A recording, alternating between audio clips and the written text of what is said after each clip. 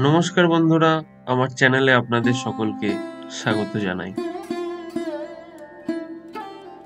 আজকে আমরা আলোচনা করব পিতলের ছোট গোপাল বিগ্রহ অঙ্গরাগ করার বিষয়ে।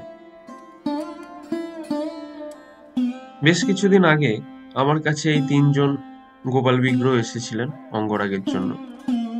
অঙ্গরাগের প্রথমেই আমি যেটা করে থাকি, ভালো করে মেটাল প্রাইমার লাগিয়ে নিয়েছিলাম এবং সেটা ভালোভাবে শুকিয়ে যাবার পরেই রং করার কাজ শুরু হয়েছিল।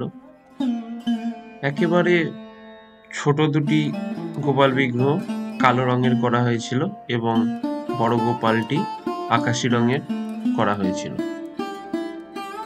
২-৩ বার ভালো করে রঙের কোট লাগানোর পর এটি চোখ মুখ এবং অন্যান্য ডিটেলিং কাজের জন্য রেডি থাকে। এর আগেও আমি এই ধরনের অঙ্গরাগের ভিডিও আপলোড করেছি, সেখানে দেখিয়েছিলাম যে প্রথমে লাল রং দিয়ে হাত পা চোখের ফ্রেম ঠোঁট ইত্যাদি করে নিই এবং লাল রং ব্যবহার করার আগে সেই জায়গাগুলিতে সাদা রং দিয়ে নিতে হবে, নইলে লাল রংটি কালচে হয়ে যাওয়ার সম্ভাবনা রয়েছে। সাবেকি অঙ্গরাগের ক্ষেত্রে রেখার ভূমিকা খুবই গুরুত্বপূর্ণ। রেখা দিয়েই চোখ মুখ আঁকা এবং যাবতীয় অলঙ্করণের কাজকর্ম করা হয়। সাবেকি অঙ্গরাগে কোনো রকম শেডিং এর ব্যবহার করা হয় না। সেই কারণে দীর্ঘদিন অনুশীলনের ফলে রেখাকে দৃঢ় ও বলিষ্ঠ করা বাঞ্ছনীয়। আমাদের আকাশী গোপালের অঙ্গরাগ শেষ হলো। এরপর আমরা কালো গোপাল অঙ্গরাগ করব।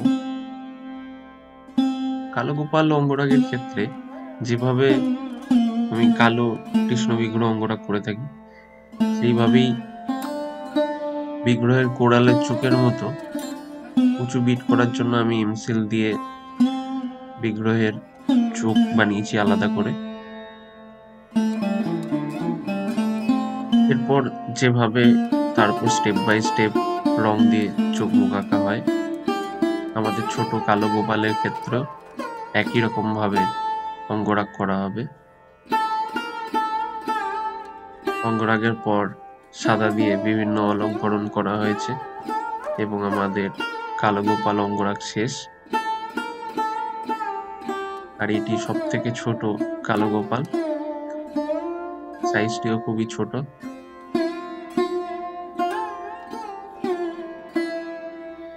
এখানে আপনারা দেখতে পাচ্ছেন ৩টি বিভিন্ন আকারের গোপাল অঙ্গরাগ করা হয়েছে এবং প্রত্যেকটি বাংলার সাবেকি শৈলীতে অঙ্গরাগ করা হয়েছে। অঙ্গরাগগুলি দেখতে কেমন লাগছে সেটা অবশ্যই জানাতে ভুলবেন না। সকলে ভালো থাকবেন। নমস্কার।